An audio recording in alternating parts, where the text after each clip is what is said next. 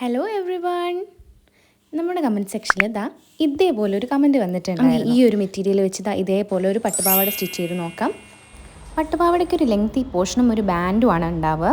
ആ lengthy പോർഷൻ്റെ length നമ്മൾ എടുക്കുന്നത് 31 2 ഇഞ്ച് ബാൻഡും. ടോട്ടൽ 33 ലെങ്ത്തിൽ വരുന്ന ഒരു പട്ടുപാവാടയാണ് ഞാൻ സ്റ്റിച്ച് ചെയ്യാൻ പോകുന്നത്. ആ കസവുള്ള പോർഷൻ താഴേക്ക് വരുന്ന രീതിയിലാണ് നമ്മൾ പ്ലേസ് ചെയ്തിരിക്കുന്നത്. ഇനി നമുക്ക് മുകളിലത്തെ ഭാഗത്തുനിന്ന് പ്ലീറ്റ്സ് ഇട്ട് കൊടുക്കാം. ഞാനിവിടെ 3 മീറ്റർ തുണിയാണ് എടുത്തിരിക്കുന്നത്.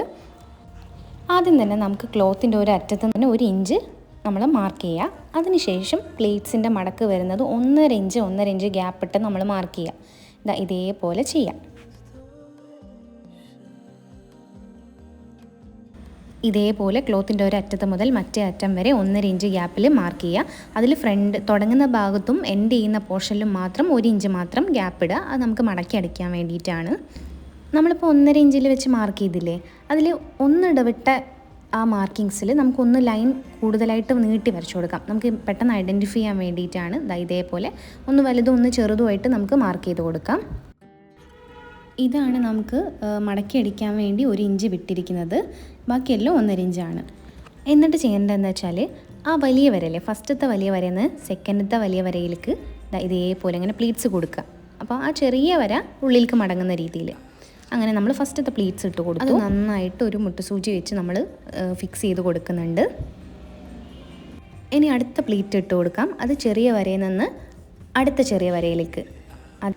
ഇനി അടുത്ത 2 വലിയ വരകളെ കണക്ട് ചെയ്യുന്ന രീതിയിൽ, അതായത് ചെറിയ വര ഉള്ളിൽ പോകുന്ന രീതിയിൽ ഇതേപോലെ പ്ലീറ്റ് ഇട്ട് കൊടുക്കുക. പ്ലീറ്റ് ഇട്ട് കൊടുക്കുന്നത് എല്ലാവർക്കും മനസ്സിലായി എന്ന് വിചാരിക്കുന്നു. എന്നിട്ട് മുട്ടുസൂചി വെച്ച് സെക്യൂർ ചെയ്ത് കൊടുക്കുക. അതേപോലെ ഫുൾ നമ്മൾ പ്ലീറ്റ്സ് ഇട്ട് കൊടുക്കുക. ചെറിയ വര ടു ചെറിയ വര, വലിയ വര ടു വലിയ വര, ഇതേപോലെ നമ്മൾ പ്ലീറ്റ്സ് ഇടുക. നല്ല രീതിയിൽ പ്ലീറ്റ്സ് വരുന്നത് നമുക്കിവിടെ കാണാൻ പറ്റും. നമ്മൾ ഫുൾ പ്ലീറ്റ് ഇട്ട് മുട്ടുസൂചിയൊക്കെ വെച്ച് സെക്യൂറായി വെച്ചിട്ടുണ്ട്. ഇനി നമുക്കിത് അതിൻ്റെ അറ്റത്തോടൊന്ന് അടിച്ചു കൊടുക്കാം. ഇതിലൂടെ അങ്ങനെ അടിച്ചു കൊടുക്കാം ഫുള്ളായിട്ട്.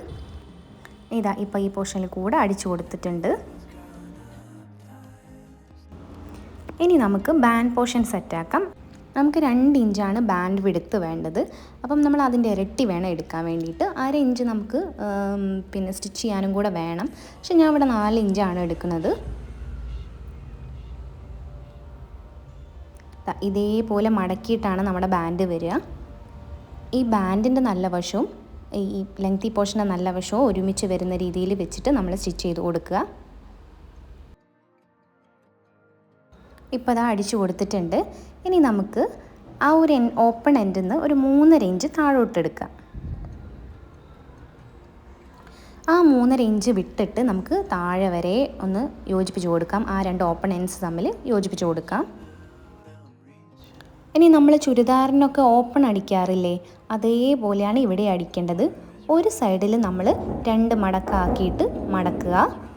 ഇതേപോലെ മടക്കുക. എന്നിട്ട് മിഷീൻ്റെ സൂചി ഇവിടെ എത്തുമ്പോൾ നമ്മളൊന്ന് കുത്തി നിർത്തുക.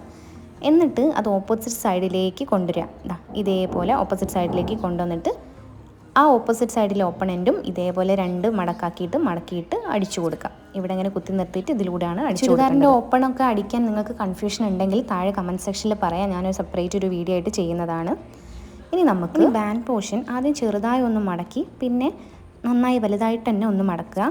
ഇതിലൂടെ നമ്മൾ പ്ലീറ്റ്സ് ഇട്ടപ്പം നമ്മൾ സ്റ്റിച്ച് ചെയ്തില്ലേ, ആ സ്റ്റിച്ചൊക്കെ കവർ ചെയ്യുന്ന രീതിയിൽ വരും.